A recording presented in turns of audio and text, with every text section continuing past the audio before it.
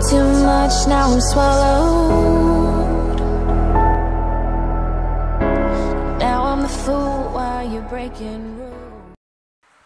Assalamualaikum warahmatullahi wabarakatuh. Selamat berjumpa kembali di channel Abah Alip Semanti. Semoga Anda semua sehat walafiat dan semoga channel ini bisa memberikan manfaat dengan menebar kebaikan kepada Anda semua.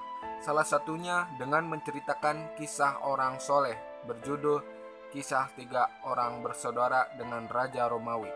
Kisah ini dikunil dari buku 500 Kisah Orang Soleh Penuh Hikmah karya Imam Ibnul Jauzi. Kisah 3 orang bersaudara dengan Raja Romawi.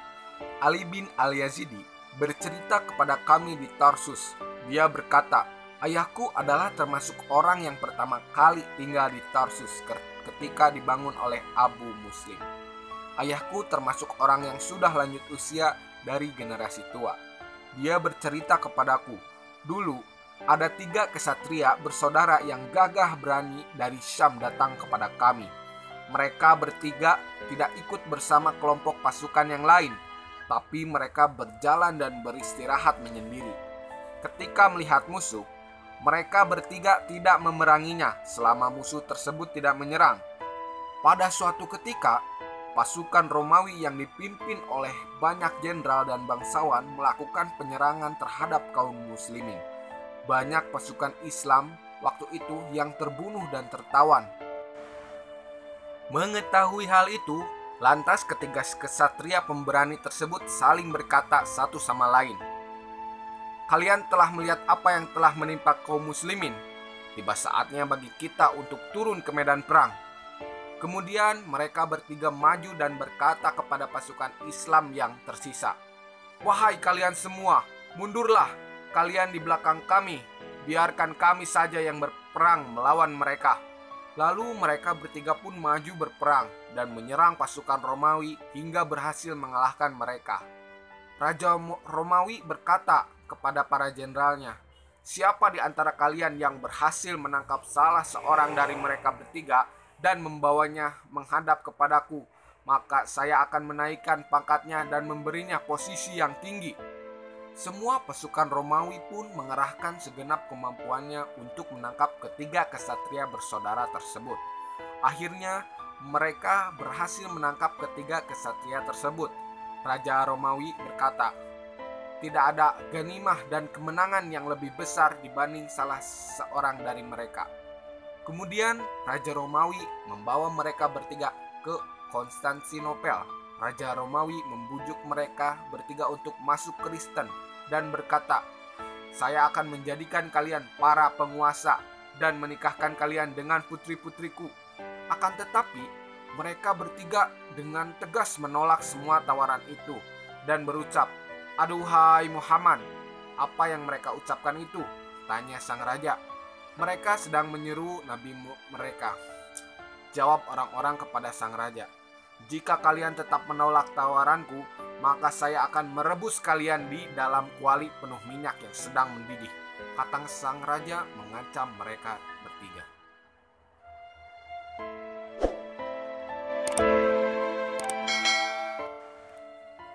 Lalu sang raja menginstruksikan agar segera disiapkan 3 kuali besar yang dipenuhi dengan minyak dan dipanaskan di atas tungku yang menyala selama 3 hari. Setiap hari, mereka bertiga dibawa untuk diperlihatkan ke kuali-kuali tersebut sambil diminta untuk menerima tawaran tersebut, yaitu masuk Kristen, dinikahkan dengan putri-putri sang raja, dan dijadikan para penguasa.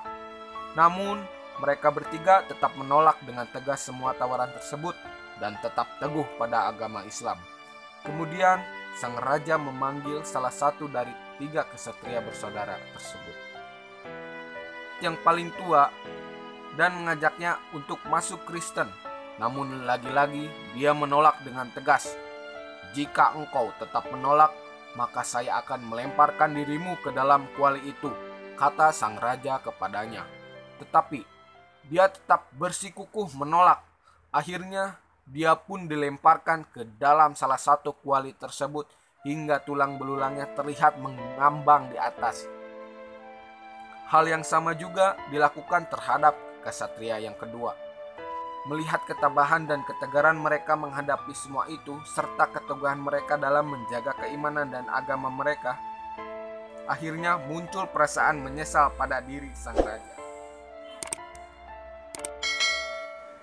Sang raja berkata, "Saya telah melakukan hal ini terhadap orang-orang yang saya tidak pernah melihat ada orang yang lebih berani dan tegar dari mereka." Kemudian sang raja meminta agar kesatria yang paling muda sekaligus yang terakhir agar dibawa menghadap kepadanya. Sang raja berusaha dengan segala cara untuk membujuk dirinya agar mau meninggalkan agamanya dan pindah ke agama Kristen. Tapi semuanya tidak berhasil. Sang kesatria masih tetap teguh pada sikap penolakan. Lalu ada salah satu bawahan sang raja mendekat dan berkata, "Yang mulia raja, apa imbalannya jika saya berhasil membujuknya?" "Saya akan mengangkatmu sebagai jenderal," jawab sang raja kepadanya. "Baiklah, saya setuju," jawab orang tersebut. "Dengan cara apa engkau membujuknya?" tanya sang raja kepadanya.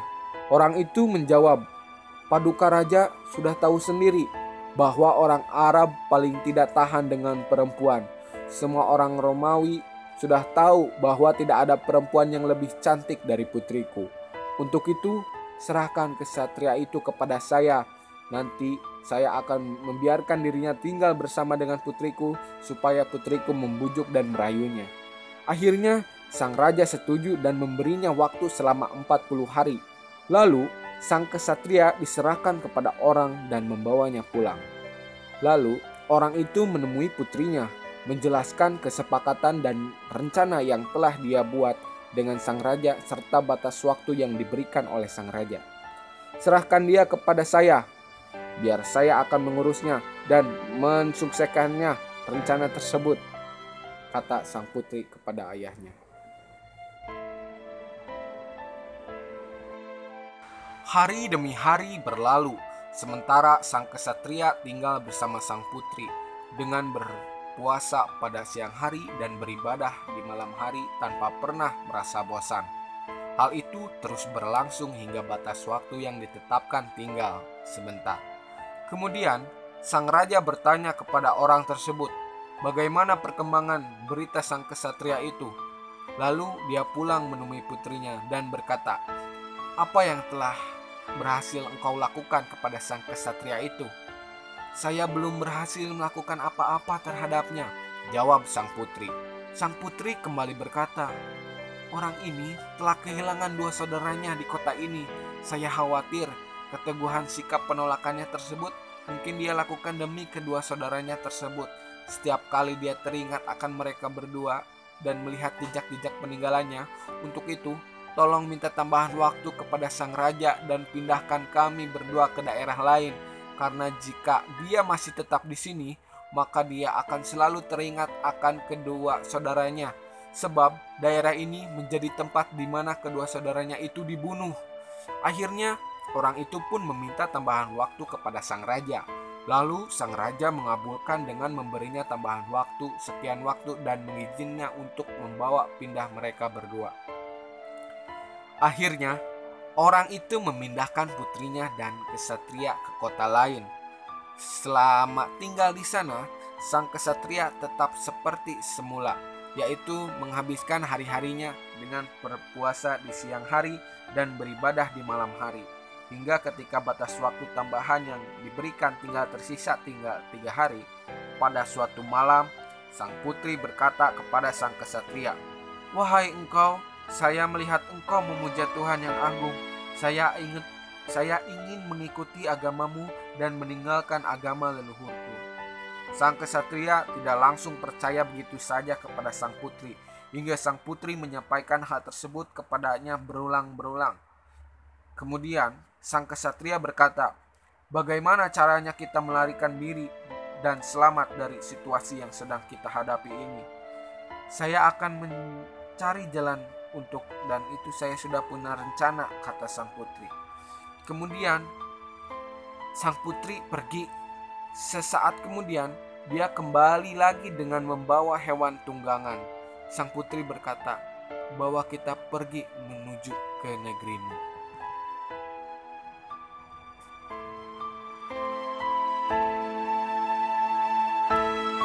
Kemudian, mereka berdua pun pergi melarikan diri. Pada suatu malam, ketika sedang berjalan, mereka berdua mendengar suara derap langkah kuda. Lalu sang putri berkata kepada sang kesatria, "Wahai kesatria, berdoalah kepada Tuhanmu yang engkau percayai dan imani agar menyelamatkan kita dari musuh-musuh kita." Tiba-tiba, kedua saudaranya muncul bersama beberapa malaikat utusan. Lalu, dia mengucapkan salam kepada kedua saudaranya dan menanyakan keadaan mereka berdua. Kedua saudaranya itu berkata, "Yang terjadi hanyalah kami tercebur sesaat seperti yang engkau lihat, hingga tiba-tiba kami langsung muncul di dalam surga. Sesungguhnya Allah mengutus kami kepadamu untuk menyaksikan pernikahanmu dengan gadis ini." Lalu mereka menikahkan keduanya, kemudian pergi.